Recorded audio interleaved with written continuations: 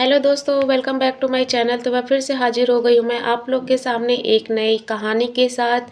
और आज की जो कहानी है दोस्तों, बहुत ही रोचक कहानी है। और कहानी जो है दोस्तों, वो बाके बिहारी से संबंधित है, उनके चमत्कार से संबंधित है। जैसा कि आज सब लोग जानते हैं कि देश प्रदेश दुनिया में बाके बिहारी की कितनी सारी चर्चाएँ हैं और कितने भक्तजन जो हैं उनके दर्शन के लिए दूर दूर से आते हैं।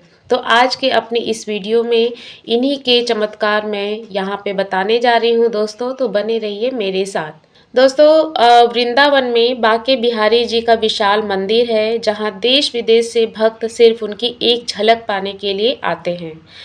किंवदंतियों के अनुसार मार्गशीर्ष माह की पंचम तिथि को बाके बिहारी यहाँ प्रकट हुए थे। यह मंदिर पुराने शहर में स्थित है दोस्तों। और श्री बाके बिहारी मंदिर का जो निर्माण है दोस्तों, वो स्वामी हरिदास के वंशजों के सामूहिक प्रयासों से हुआ था। मंदिर में दोस्तों बाके बिहारी की काले रंग की प्रतिमा स्थित है, जैसा कि आप सब लोग जानते होंगे। इस प्रतिमा में दोस्तों कृष्ण और राधा का मिला जुला रूप समाया हुआ है। इसके पीछे प्रचलित लोक कथा के अनुसार स्वामी हरिदास भगवान श्री कृष्ण को अपना आराध्य मानते थे। उन्होंने अपना संगीत कन्हैया को ही समर्पित कर रखा था। वह अक्सर वृंदावन स्थित श्री कृष्ण की रासलीला स्थली में बैठकर संगीत से कन्हैया की आराधना करते थे। माना जाता है कि जब भी स्वामी हरिदास श्री कृष्ण की भक्ति में लीन होते तो कृष्ण जी उन्हें दर्शन देते थे।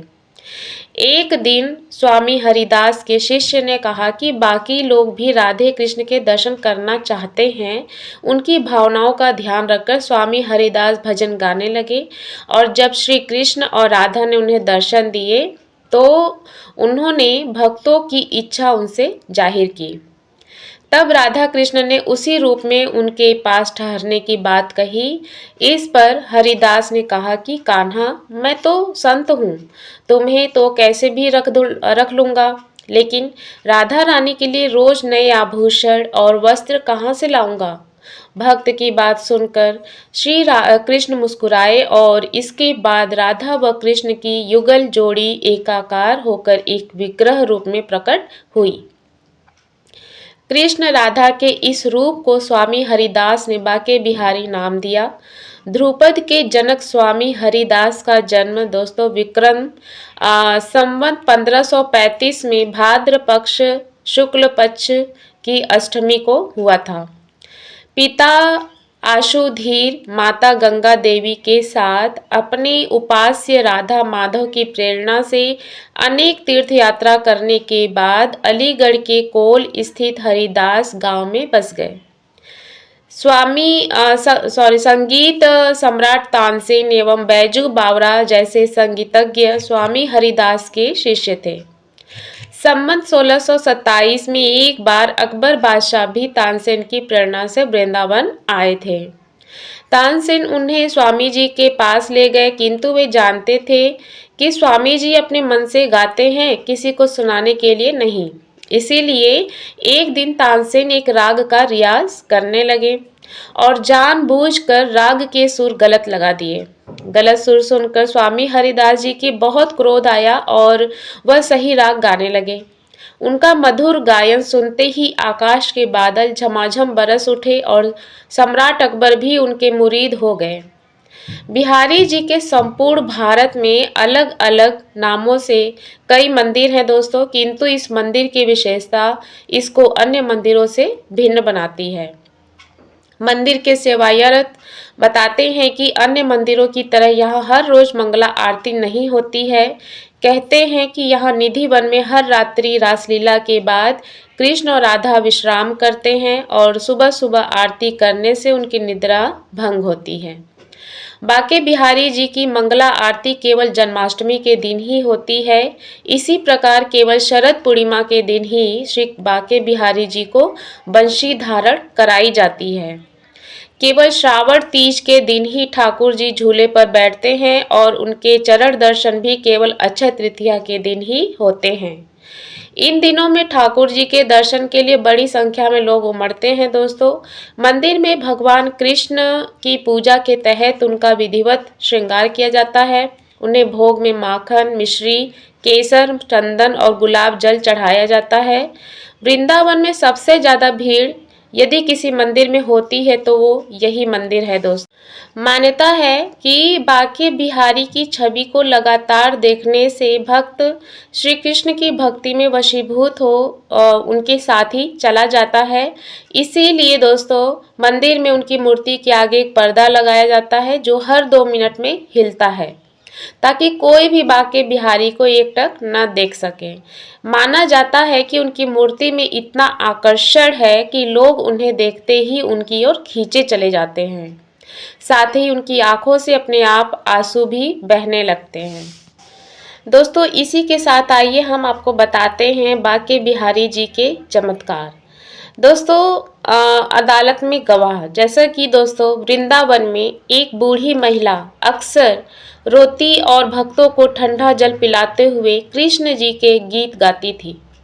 उसने बताया कि कैसे श्री बांके बिहारी जी ने उनके पिता को गिरवी रखा हुआ घर वापस दिलाने में मदद की। क्रूर साहूकार ने चुकाया हुआ ऋण लेने से इनकार कर दिया और मामला अदालत में चला गया। उसके पिता ने श्री बांके बिहारी जी से प्रार्थना की, जो उनके सपने में प्रकट हुए और उन्हें आश्वासन दिया कि वे अदालत में गवाह बनेंगे। अगले दिन जब न्यायाधीश ने गवाह को बुलाया तो बाहर से एक आवाज आई, मैं यहाँ हूँ। कंबल में लिपटे एक व्यक्ति ने साहूकार के अपराध को साबित करने वाली छिपी हुई फाइल निकाली। न्यायाधीश चकित रह गए। उन्होंने इस्तीफा दे दिया और श्री कृष्ण के लिए समर्पित भक्त बन गए, जिन्हें न्यायाधीश बाबा के नाम से भी जाना जाने लगा। बूढ़ी महिला श्री बांके बिहारी जी से फिर मिलने की उम्मीद में वृंदावन चली गई। इसके साथ ही दोस्तों आइए दूसरी चमत्कार बताते हैं कि मिठाई की दुकान का मालिक और दिव्य लड्डू, क्या है इसके पीछे का चमत्कार। दोस्तों श्री बांके बिहारी मंदिर के पास एक मिठाई की दुकान का मालिक 40 किलो लड्डू बना रहा था। काम करते समय एक छोटे लड़के के कुछ खाने के लिए मांगा। दुकानदार मंत्रमुग्ध होकर उसे एक लड्डू दे गया और बदले में लड़के ने उसे एक सोने का कंगन दे दिया। अगले दिन मंदिर के अधिकारी श्री बांके बिहारी जी के गुम हुए सोने के कंगन की तलाश कर रहे थे। दुकानदार को एहसास हुआ कि यह वही कंगन है जो लड़के ने दिया था और उसने उसे मंदिर को लौटा दिया। इसके अलावा दोस्तों तीसरा चमत्कार है मुस्लिम रानी की भक्ति। आइए जानते हैं कि आखिर क्या है इसके पीछे का कहानी और इसके चमत्कार। तो वृंदावन से गुजर रही एक मुस्लिम रानी ने श्री बांके बिहारी मंदिर में कई श्रद्धालुओं को जाते देखा। जिज्ञासावश वह मंदिर गई और देवता के दर्शन से इतनी मोहित हो गई कि उसने फिर कभी वृंदावन नहीं छोड़ा और श्री बांके बिहारी जी की स्थायी भक्त बन गई। इसके अलावा दोस्तों समर्पित टिकट संग्राहक, मथुरा से वृंदावन जाने वाली ट्रेन में एक टिकट कलेक्टर श्री बांके बिहारी मंदिर का नियमित दर्शनार्थी था। एक दिन जब वह मंदिर खुलने का इंतजार कर रहा था तो ट्रेन उसके बिना ही चली गई। उसने सोचा कि उसने अपना कर्तव्य नहीं निभाया, इसीलिए वह इस्तीफा देने गया। लेकिन स्टेशन मास्टर ने उसे बताया कि मथुरा जाने से पहले उसने सभी दस्तावेज जमा कर दिए थे। श्री बांके बिहारी जी द्वारा अपना कर्तव्य निभाने का एहसास होने पर टिकट कलेक्टर ने इस्तीफा दे दिया और अपना शेष जीवन देवता की सेवा में व्यतीत कर दिया।